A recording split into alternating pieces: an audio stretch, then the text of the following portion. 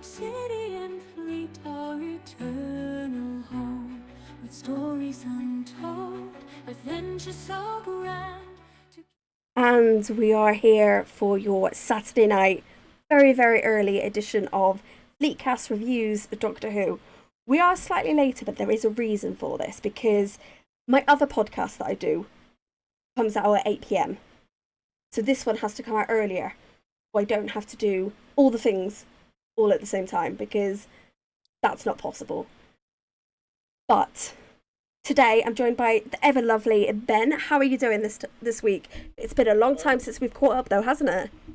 Just a little bit. I've been very, very tired, but otherwise not bad. Enjoying having my house to myself because my mum's had to go and house sit while someone's on holiday. That's nice. So It's always nice when you get the house to yourself. I don't get that often, and I've got to admit, it's very strange when I do have that. I get it maybe once a year. Oh God, yeah, no, I couldn't be doing that. Like, yeah, no, I couldn't be doing that. But yes, Yeah. we are finally, because we've had this episode planned about a month, haven't we? And we And have this is the one I've just been looking forward and to. we have just had real life hitting us from all directions for the last month. But yes, this is the Yes. one that I'm looking forward to too, because I want to hear your theories, but I also want to hear everyone else's theories on how this episode ends, or what happens at the end. Because this is the one episode out of this series They've not fully explained it yet. they've not fully explained it, and Uh, I love a good conspiracy theory. I have two theories, one of which I can't discuss yet because it puts major spoilers in for the Yes, finale. yes. So what I think we're going to do is we are going to give some theories that don't contradict or let anyone else know the future. Yep. And then at the end of the series, because we've got what, 4 more episodes? Yeah, because it's the midpoint. Yes, so this is the midpoint. We will recap on everything. Yeah, and hopefully one of us remembers that we're doing that Yes, no, because I will mark it in the diary. I'm going to mark it down now, actually. But yes, so this episode, I've got some facts for you, which you'll already know because you probably gave them to us last time. So this episode, yes, it's the midpoint, but this was actually the first episode that they filmed. yeah, The first because scene, because the first scene that was filmed was Ruby being on the train, older. wasn't it? No, it was her being Oh, 30. It was the older version, her being mm, 30. So I would say roughly sort of midway through mm. the episode, because obviously the Doctor, Naguti, was on sex education still. So I've been wondering about this.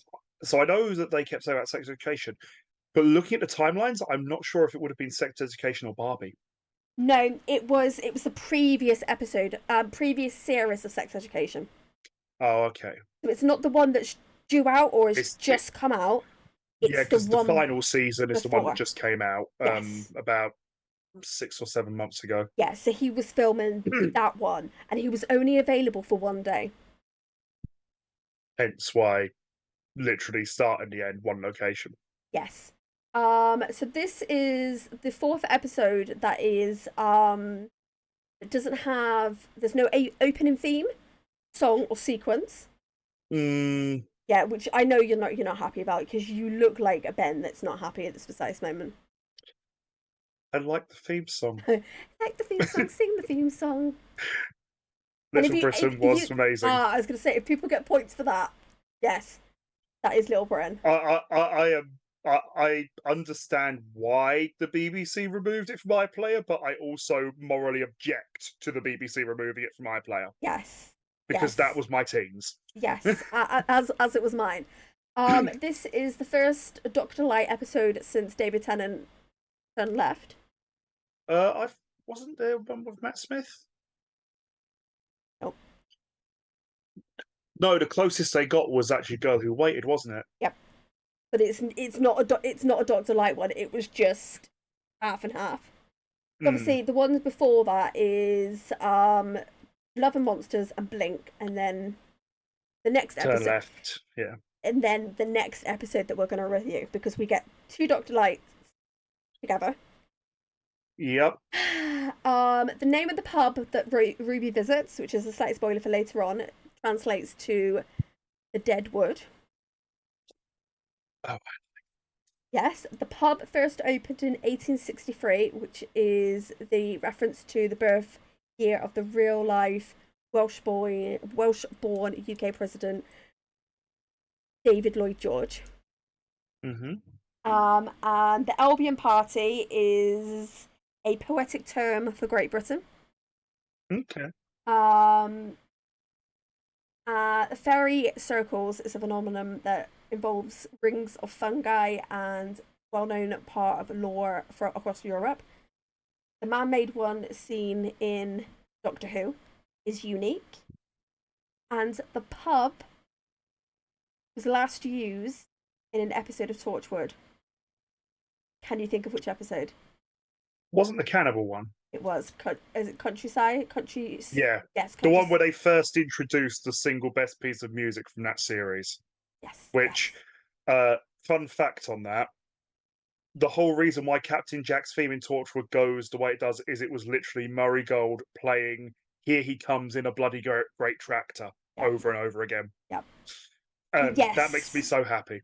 So this episode, I wasn't, as I said previously, I was not prepared for this episode, and what we were going into whatsoever, because I did not look at any of the information beforehand. I only knew that this was episode because I binge watched them, didn't I, Ben? I binge watched them all together, so I binge watched.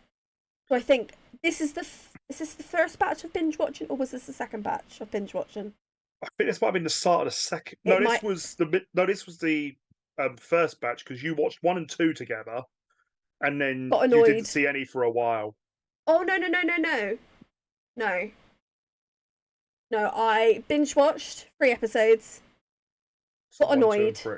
Watched 1 more. So this will be the 1 more. Yeah, and then I binge watched the rest of them together. Mm. Okay, so this was the filler episode for me that kept me going between the 2 binge watchers. This was the one that I watched at Comic-Con.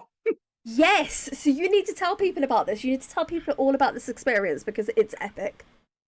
So I went to MCM in May because, well, I make no secret, I am a huge nerd, or geek, or insert whatever word you want to use. Yeah. Don't discriminate.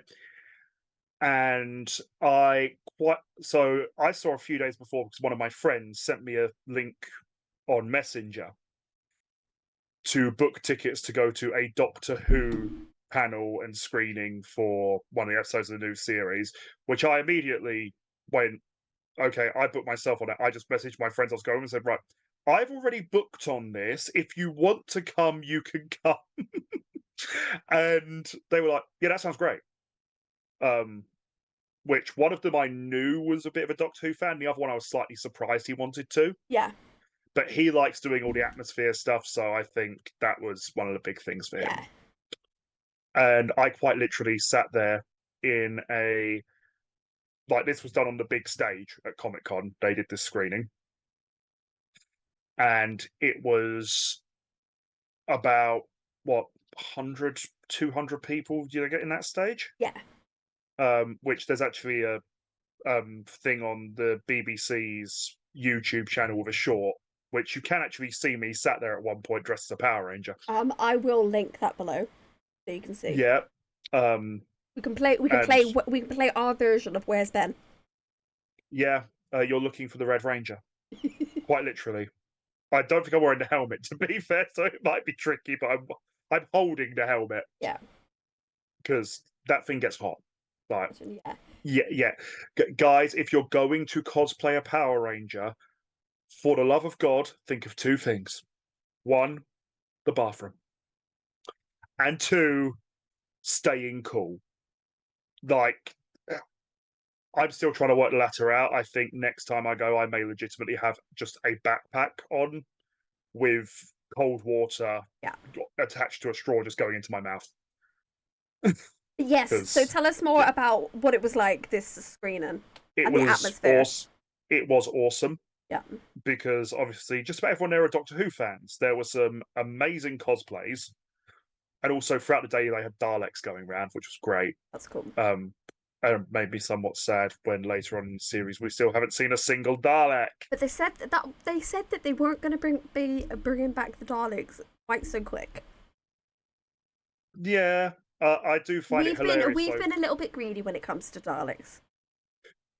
Yeah, I just find it hilarious because Russell T Davies keeps saying about, oh, they bring back the Daleks and the Cybermen and the Master too much.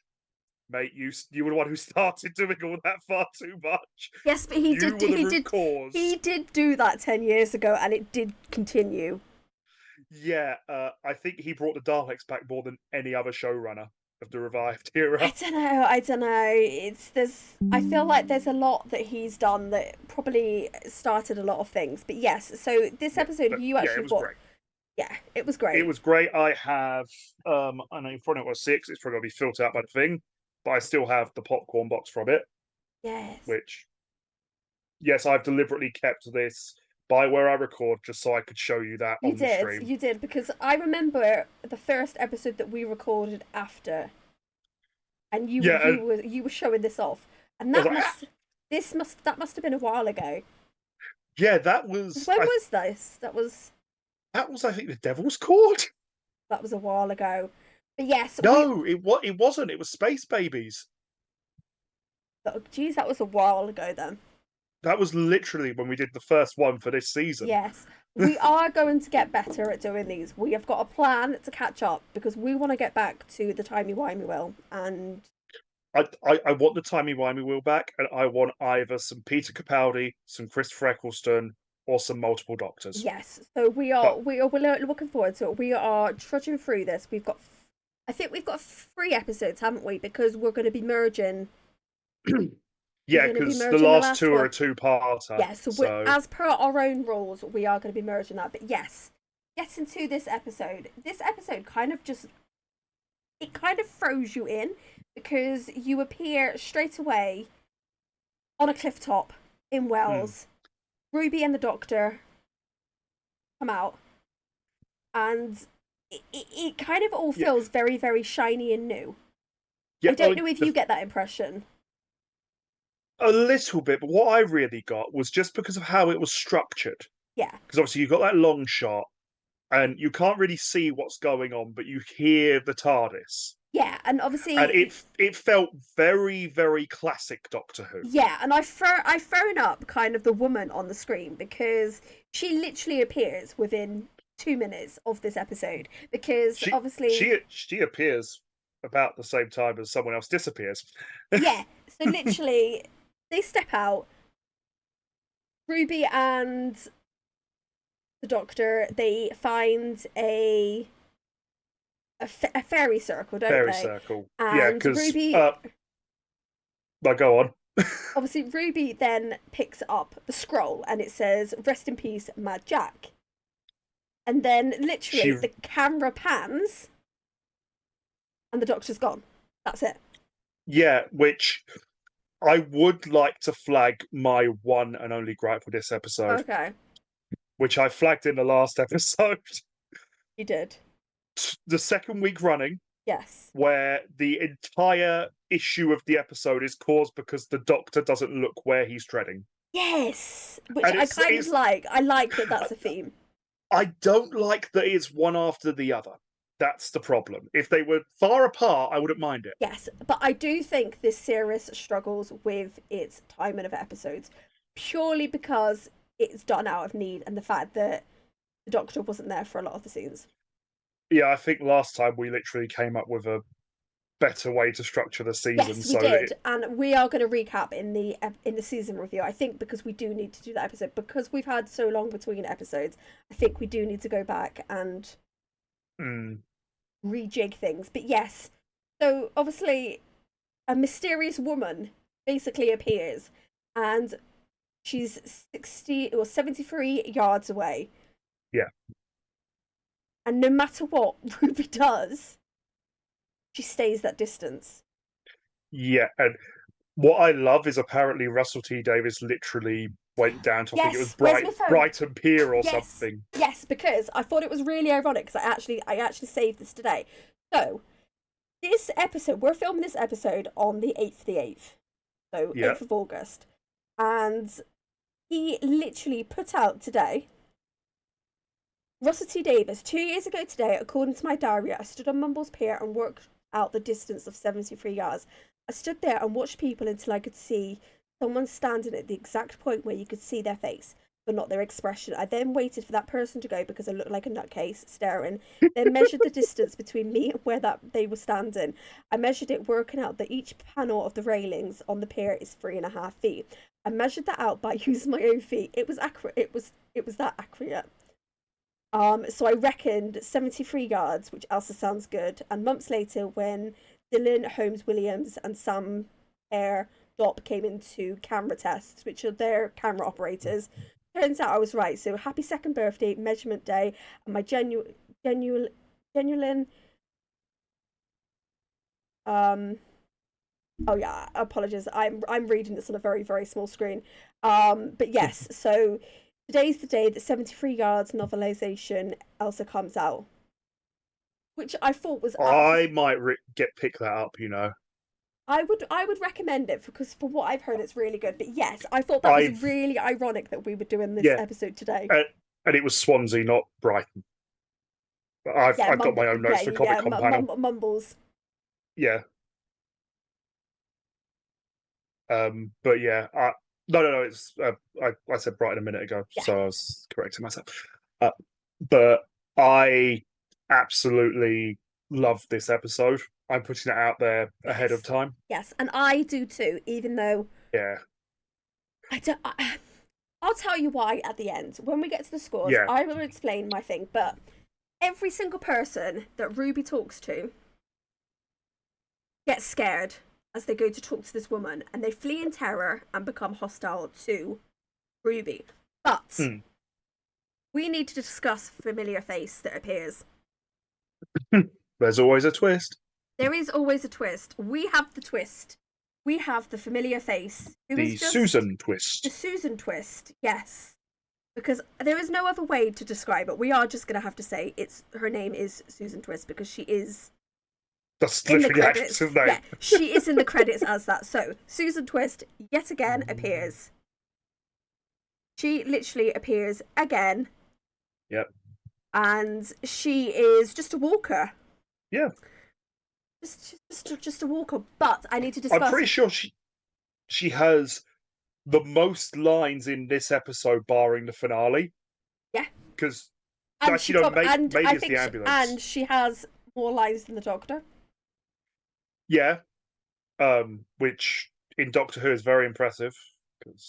But it happens. But yes, so, you know, I just want to talk about the pub scene because I think this whole scene is hilarious. It's creepy, it's funny, it's chef's kiss.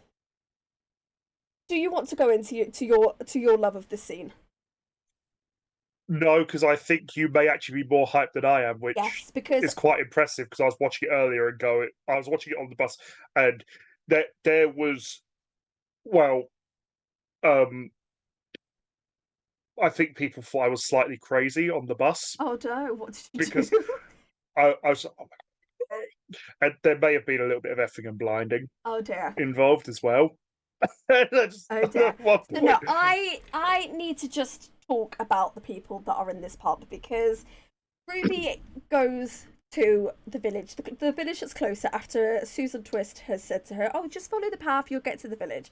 So she ends up in the pub, and some of the comments from the people that are in this Welsh pub are just utterly hilarious. They had me crease because the residents of this town, which I apologise, I am not going to try and use my Welsh to do it. I would be upsetting a lot of people. Even though my surname is Welsh and I used to live very, very close to the Welsh border, I struggle with Welsh. My tongue doesn't want to do what I want to do. But the residents of this town is what they say to her. It's so funny. They joke that they are not in the Dark Ages and that they have Christianity next week. And I can remember watching this part and I actually snorted my drink through my nose because there is such a stereotype of Welsh people being witches and druids, and it's hilarious. Uh, so at Comic Con, I was actually sat half choking on my drink at a Yeah, couple of points in this scene. because Um, they literally rip into Ruby. this becomes the roast of Ruby Sunday. Yes, it very Like, much this is the scene is the roast, roast of Ruby Sunday. and it's And also, I absolutely love. So, my two favourite characters in this scene, by a country mile, pun intended, are the young guy yes, and also the older woman. yes, because I thought, because obviously I did see the trailer beforehand, and I literally thought this woman was going to be more involved than she was. I Don't get thought me she was wrong. going to be the villain. Yeah, I 100%. They put it up that she was gonna be the villain, and she Hmm. wasn't. But oh my god, was she amazing? Yeah. Just the way that she acted and the way that she spoke, and the fact that she was just so good. I'm trying to have a look, but she's actually a dame. Is she? Yeah, she's called Dame Jane Elizabeth Phillips. She's also known as Shan Phillips. She's a Welsh actress.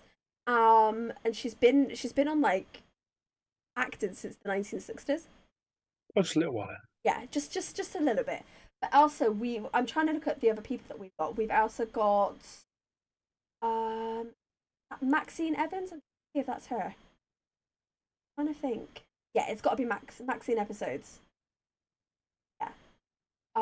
Who else have we got? We've got Sean Pritchard, Gwen Jones, and Alan Davis and Glyn Pritchard. So they've actually got a lot of Hmm. Welsh actors for once playing Welsh roles. But yeah, I think we should actually call this part of the episode the roasting of. Ruby's. Yeah, because it is. It literally is. They roast her, and it's ridiculous. Mm. But then we get back to London. Yeah, and but by the way, before they do that, you got the bit on the train, which they had literally 90 seconds to load the entire camera crew and all the equipment onto that train, because that was an active train. That wasn't a case of they like got a train, like hired a train for the day. It's like, no, they literally just basically booked up a carriage. But this And scene is genius because it's literally what, 30 seconds long? A minute, if that? yeah, And it literally shows Ruby going from Wells back to London, and every time she looks out the window, this the woman, woman's there. the woman is there. Right, I've now just realised, do you know what this episode reminds me of? Go on. The Woman in Black. Funnily enough, when I first watched it, that's what I kept thinking when I saw her. Yeah, yeah. It 100% reminds me of The Woman in Black because of how people react Mm, to the woman. And I've yeah, literally and just become, because that is one of my favourite books, because The Woman in Black is absolutely. I've never read the book, you know. You need to go see it. Have you seen the stage show? I've seen the stage show. I saw it in school, and yeah. All I'm gonna say, uh, I was sat in the front row. Oh, man. No, right. So, for Yeah, anyone who doesn't know what The Woman in Black is, it's a book that we normally study for our GCSEs, I think, yeah. if not for our year 9 So stats. we So, we didn't actually study it that year. It was literally a case of, because of the fact that every previous year had studied it, and then essentially everyone had wanted to. But it's like, oh yeah, we're not doing it this year. I think we did Frankenstein instead. but it's the Um, same type of genre. It's very, very much, The Woman in Black is very much, Gothic horror. yeah, gothic horror. And I'm not gonna lie, us Brits do gothic horror so damn well. But I would highly recommend for anyone who hasn't ever read the book to go read the book. Do not watch the film. It's a good film. Oh, It's a good film, but it's nothing compared to the book. didn't they make a sequel? Yes. How can you make a sequel to that film? Like, Well, they did it. because yeah, it's just because the story doesn't lend itself to a sequel Um, but I think they changed the ending in the ending. film. I'm gonna have a look now because I just need some Oh, closure. see, I, although I enjoy horror novels, I'm not a horror movie guy, so I've not watched the film. Unless the horror movie is The Shining, in which case, yes, I will watch that till the cows Okay, come so home. it moves forward. So instead of it being in Victorian London, it's now at the end of at the start of World War II. Yeah, and Okay. the forces two school teachers to evacuate a group of children to the coastal village. So yeah, that's how they're able to do. Done the sequel. Yeah, but getting back to this one, so we now have the very creepy scene of Ruby back home in London, and she's talking to her mum, and her mum is like, I'll go see what's going on. I'll go see what's going on. Yeah, So Carla talks to the woman, but then literally flees. She disowns Ruby. And this scene is absolutely heartbreaking because Ruby is outside her flat, her yeah. mum and her grand's flat, and she's there crying to be let in. Like her mum actually takes out a restraining order against her. That one hit me hard. Yes, because you don't know why, and Ruby doesn't know why, and she literally has no closure at all in this episode. Fun, fun fact: the cast didn't even know why because Russell T Davies refused to tell any Well, of you them will. what the woman But was saying. you know what Russell T Davis is like.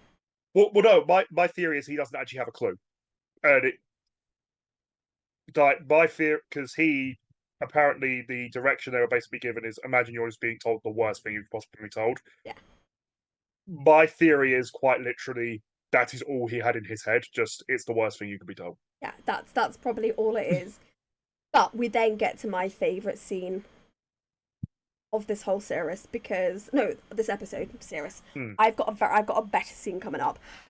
This is my favourite scene of this episode because we have my girl Kate Lethbridge Stewart appears. I didn't expect this to happen. I did not expect Kate to appear so quickly. The thing is, the way it was done as well, they were clearly banking on the audience not expecting it But I feel because she just like sort of sidesteps in. yeah, but I feel like this season has actually had the best things hidden. We've not expected a Hmm. lot of the plot twists. Yeah, I also I'll tell you one thing that I love about Kate's appearance in this episode because first of all, it's the one scene. Yeah, That's it. But for once, at no point does she serve as a member berry. she doesn't. And literally, this scene is what, 5 minutes long? Yeah. And we get so much information about Unit. Mm. We literally get so much. And she does such a range of emotions. You know, she's there. She's obviously she wants to know what's happened to the doctor. She notices she documents the increase of supernatural activity. Mm. She speculates that the TARDIS's deception filter on the fairy circle has created a phenomenon. But what I like is the fact that we get to find out that the unit personnel, they now have telepathic dampeners, Yeah. mesmeric Sheldon and necklaces of silver and salt in case of witchcraft. Yeah. That I was the bit I liked. absolutely love this concept, and I really, really hope that we get to see more of this in the unit three-parter that we are getting. Mm. I really Which hope. actually the title of that actually comes from this episode. Yeah, this episode plays a really pivotal role in what we are going to see coming up. But I have a theory about this future episode, which we need to discuss at some point. But Okay. we literally have 5 minutes of Kate Lethbridge Stewart and Unit, where the several unit soldiers attempt to capture the woman, Mm. and they get close to her, and she speaks to them. Kate literally switches like that. Yeah. 1 second she's like, oh, well, we can offer you a job, we can offer you stability, you know, we could do this, we could do that. She literally cancels the operation. She gets out of there and she abandons Ruby. Yeah. For Kate to do that, oh my god. Also, so my favourite part of this scene is actually the bit where Kate is talking about the Doctor, specifically the bit where she says that they work with him and occasionally against him. Yes, because Uh, what I like about Kate is the fact that she is not afraid to own the good and the bad. yeah, because and also that is a direct reference to Zygon Invasion, Zygon Inversion, Yeah, where she's literally it was unit against the Doctor. yeah, and even in the 50th, you know, there was a 10 minutes Very briefly, where unit was against that, but and also that was very brave on their part because they had three of them there. well, yeah, yeah. But this then leads to the really heartbreaking realization that Ruby is now alone, and she spends 20 years alone because at this point she's 19. She's literally I think by now she's probably meant to be about 20 odd because this is a couple months down. But yeah, but it's long enough for her mum to have got a restraining order yeah, against her. but she's So literally a yeah, kid. You know, I apologize. I've got see my cats, my little cats sneaking up. it's fine. I've got Iron Man, Star Lord, Gamora, and But I Spider Man. feel like I'm actually matching because it's green, black, green. I'm Uh, kind of very color coordinated today. I'm not gonna lie. I have no color coordination. Blue, orange, black, That's grey. absolutely fine. That's absolutely fine. Just making sure that everyone can see at all times that I am in fact wearing a Yes, shirt. yes, because we did have a moment beforehand where I was like, Ben, are you wearing a shirt? And Ben was like, Yeah, I literally just went, yes, yes, I am. yes, I just yes. tugged it out. So I made him sit up a little bit straighter like he was in school because I was like, yeah, Yeah, yes. I was not doing a Chris. It wasn't Chris. It was Oh, wasn't Paul. it? It was Paul who got Oh, topless, beg your and pardon. he did the dance from the Goonies. Vaguely, yeah. He did that on the 24-hour stream. It was brilliant. It was the best moment. And Paul, we love you because you are epic. No matter what anyone says, you are epic, and I'm really thankful to have you in my life. And thank you for all the work and help that you've done for us to make this episode slightly easier on my brain. Thank you. But yes, so 20 years after the doctors disappeared, we have Ruby on a date, and she sees the advertisement for Roger App William, who's a candidate for the Prime Minister.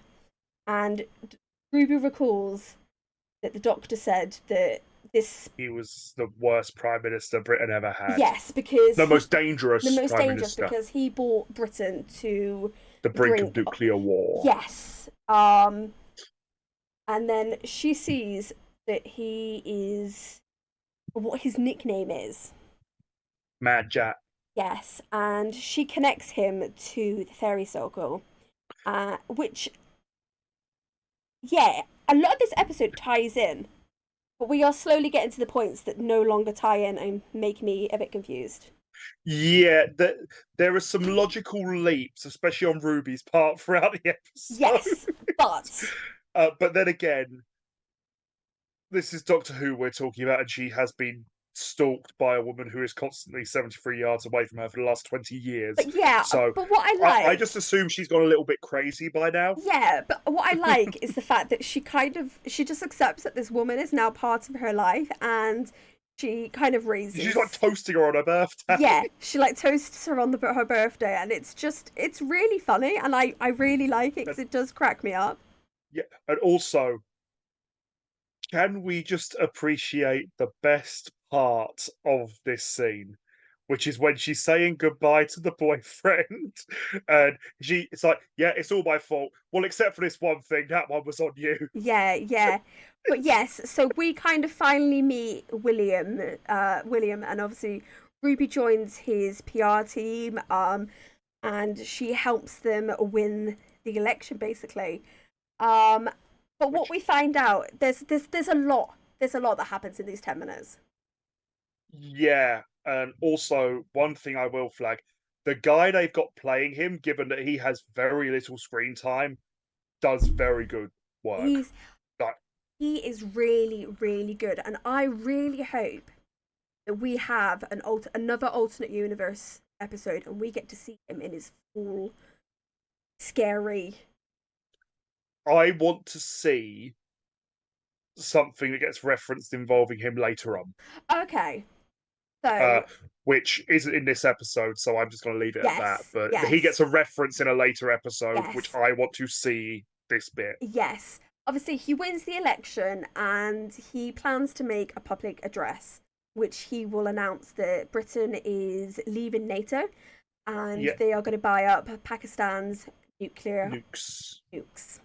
Yes, which I think, seeing the times that we are going through, was really, really brave of Russell T Davis. The Like, really, the really brave bit of this episode from Russell T Davis' part was where he wrote in a one-liner about the Russian war of the 2030s. yes, because That was ballsy. obviously this was all filmed what, 2 years ago. Yeah, this was 2022, so this is when that was really starting to get going. Yeah, but I do find a lot of this episode is very apt for the time. And on Mm, a rewatch, I was like, ooh, ooh, yeah. this is a bit cutting. But yes, Yeah, we're getting dicey, guys. Like, yeah, yeah, this was a bit like, ooh, we've not been this close to a bit realization. yeah, this is getting dangerously close to ending up like that one episode of Next Generation that didn't air in the UK for about 15 years. Yeah, yes, which I've actually, sidebar is, I've actually tried to explain that episode recently to people, because that episode came up in the review that we did of Sub Rosa. Hmm. Because I was I still like, haven't watched that. you need to, because it's hilarious. I just got to ask, did you bring up my point that I flagged with you beforehand? Love it. It's still here. My little Dalek candle, as I like to refer to it. Um, Exterminate. it does. It's very much. It's a bit Dalek-y. I didn't quite. Desperate times. So I got my arts and crafts skills out. But yes, so this episode very much kind of a bit dicey, but we have this really, really amazing scenes where Ruby realizes just how evil the Prime Minister is. After she sees her friend really uncomfortable, and Uh, obviously, there are some horrific implications made yes, here, really, especially remember Doctor Who is supposed to be a family show, yeah, and this episode is not a family show at all. which I don't mind. Nor do I, but I do not mind, but yes, you you could take this episode, you could make it an episode of Torchwood without changing a single thing. 100%. But yes, they go to the stadium, and obviously Ruby is still looking gorgeous. The fact that she's close to 40 in this episode, isn't she? Yeah, well, apparently they literally just kept just basically keeping the general theme of sort of the tartan bit on her costume, but kept using that as their through line for her, Yeah, and then just using the clothes to make her look older. yeah, Because obviously it's very hard to make a 19-year-old girl look 40. yeah, yeah. But they do a good job. And They also, on the they subject of costuming, yeah. can we just acknowledge the fact that she's basically dressed as Velma from Scooby Doo at the start? She is. She very much is. But what I found quite funny is the fact that Ruby is now going to use the woman and the 73 yards Mm, to fix the situation. So she runs across this football pitch, and she starts using her phone distance hmm until she gets 73 yards away, and uses the woman to basically speaks to the Prime Minister, and then obviously flees in terror and immediately resigns. You know what the last part, the fact that she does something very, very simple to get him to resign reminded me of. What's that? Don't you think she looks tired? Yes, yes, yes. And Like, yeah, because the doctor and his companions do get rid of yeah. prime ministers very, very simply. Yeah. Like, it's a scary It's theme. it's very, very, very simple, but It's the effective. woman doesn't leave. She is then with Ruby for another 40 years. And then Mm, obviously we get to the next scene where an elderly Ruby is lying in the hospital, mm. and and she watches, and we get the really creepy scene of the woman slowly approaching as the lights go out. It Yeah. reminded me of Blink.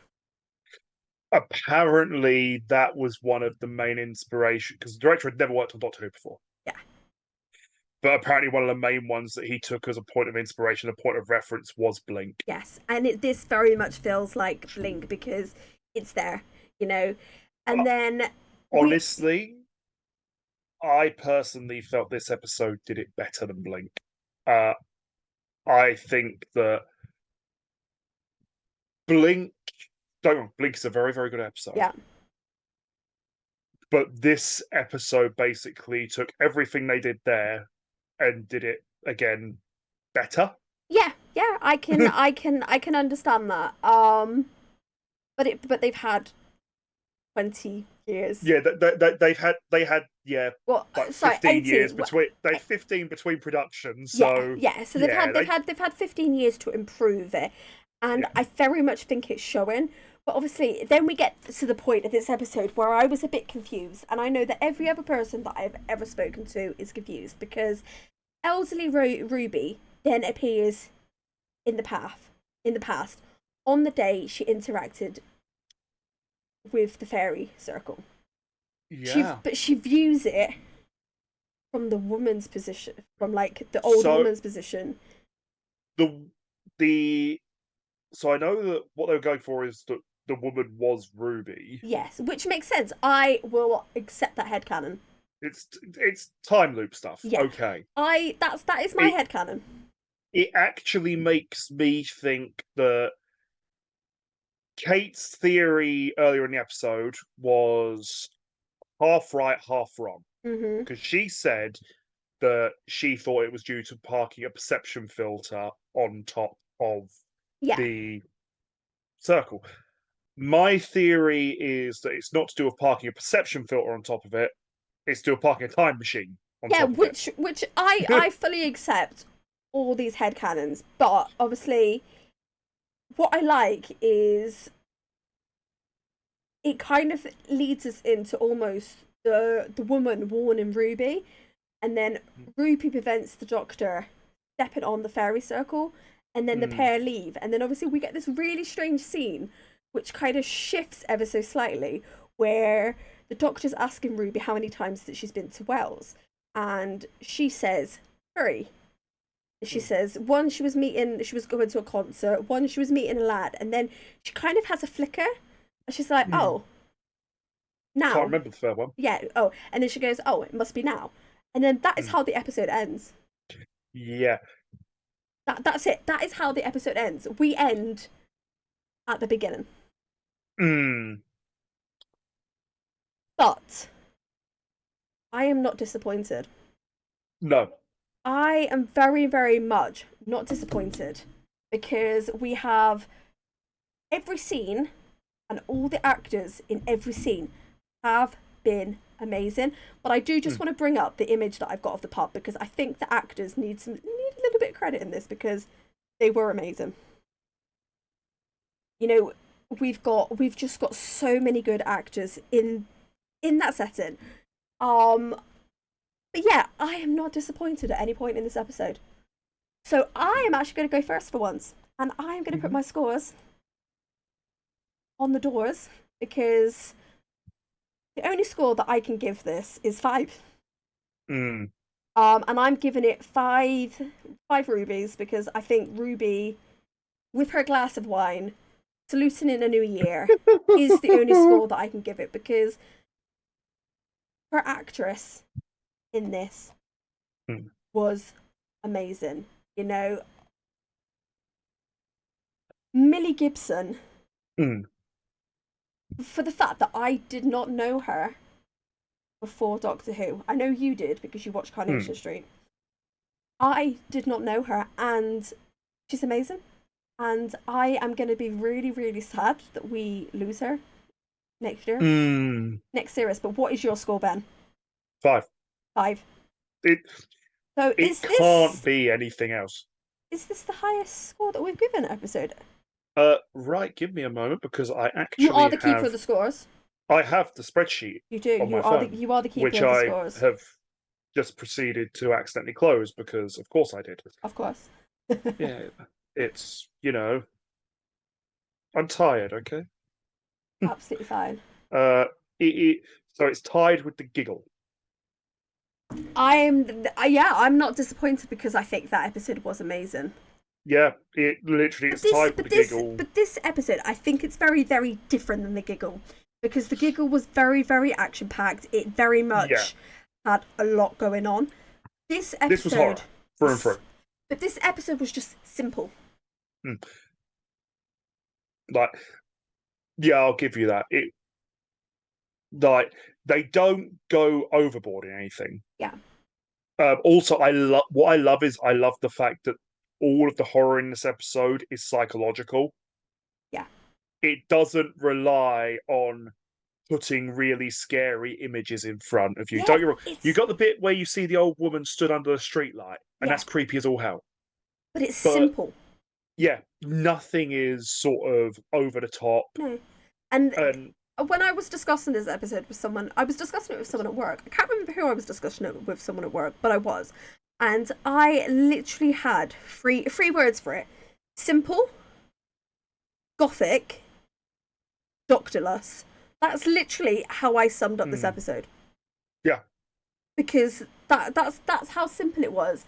But what I kind of liked is, I said earlier in the episode, I actually watched the trailer for this. I didn't know much more than obviously watching the trailer. I didn't look at what was actually said about this episode, because this episode was broadcast the same day it came out on iPlayer, and the same day it obviously came out the rest of the world with Disney Plus. Yeah. This episode, basically everyone was thinking that the trailer was referring to the woman, as in the woman that we've been seeing, Susan Twist. But it wasn't. This episode was very much a bit of a plot twist. Yeah, literally. The description. The description was literally designed as a red herring. It really was, and also the trailer was a huge, because the trailer set you up for a full-on monster horror movie. Yeah, and that's 100% what I thought I was going into, but we didn't. Yeah. We weren't, and yeah, I this episode I really just can't fault it. But next episode. You're not a fan of this episode, and I think we need to kind of throw that up now, because you really, really are not a fan of this episode. Yes. I don't like they put 2 Dr. Light episodes on top of each other. Yes. I fear that one is just them putting things in the wrong order. Yes, which I think we will discuss at the end, and we will go through. But what I'm going to do is I just want to kind of go through what I want to mention what this episode is. So it's called Dot and Bubble. It's basically, in this episode, the Doctor and Ruby attempt to save a city of Fine Time from human-eaten slugs, primarily by communicating with Lindy Pepperbean through social media. Yeah. But I want to throw this up now, because I actually quite like this episode. So this is, I think, going to be interesting, because we are looking at it from 2 different points of view. Yeah. I've also got to preface one thing ahead of next week, because you're going to hear a lot of commentary from me that's going to be very, very moany about Lindy. Yes, but I think she's very much designed to be that person. She is designed for you to hate her. Yes. But I do want I to. Sorry, I do want to throw up that next week's episode is going to be slightly more grown up because there are going to be themes that we are discussing. Because parts of this episode is very much how do I put it? There are undertones to this episode that might upset people, but it's the type of episode that we need to talk about, that needs to be discussed and needs to happen. Especially in the times that, you know, for anyone who lives in Britain, we are currently going through. I do think they're important to discuss. I agree Um, with that. I'm just saying. yes. But yes, this next week's episode, but there are going to be some changes to Fleetcast. Because we aren't going to be having any of the animated series episodes for a little bit. Because Andy's taking a bit of a break. So it's literally next week's episode is actually going to be a special episode. It's going to be mine and Phoebe's top 5 LGBTQ plus moments of Doctor Who. And we're actually really looking forward to it because we've got lots of points that go across all different series of Doctor Who, of Star Trek. So it should be a good episode. Is it Star Trek or Doctor Who you're doing? Star Trek. It's Star Trek. It's definitely Star Trek. So yeah, that should be. That answers my question as to whether or not you're including Torchwood as well. Yes, but when we do get back to the timey-wimey wheel, I think we are going to include Torchwood. I think the timey-wimey wheel will extend to include Torchwood. Yeah, I think there's 2 issues with doing Torchwood. Okay. There's a lot less. I know okay, 3 issues. The other 2 are Children of Earth and Miracle Day, because both of those are serialized to hell. Okay, they will need to be in blocks. Very much like I think Children of Earth is less of an issue than Miracle Day. Yes. Because Children of Earth, although it's serialized, aside from the last 3, like the first 2 both stand alone quite comfortably. It's literally episodes 3 to 5. You kind of have to go all together. Yes, but we might do that for Halloween. Because Halloween, the month of October, we are going to have spooky, scary episode reviews. So we might use Torchwood for that. We're going to also use Blink for one of them because I think Blink deserves that for Halloween. But yeah, so we've got lots of ideas coming up. Is there anything else that you'd like to add, Ben? Not really, aside from the point I was going to finish on for the bit I was saying about Lindy next week. Okay. So I've recently been watching Piglets on ITV. It's a think In-Betweeners meets Police Academy. Okay. And her actress is in that as one of the main characters. Okay. She is so funny in it. Okay. I legitimately. And I was like, I really don't want to like you because I still want to hate you for that Doctor Who thing. But yeah.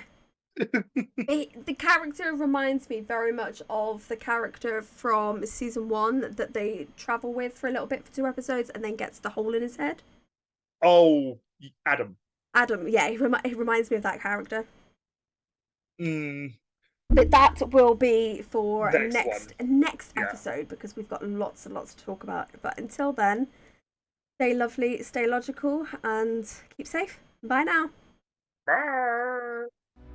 In the vastness of the stars.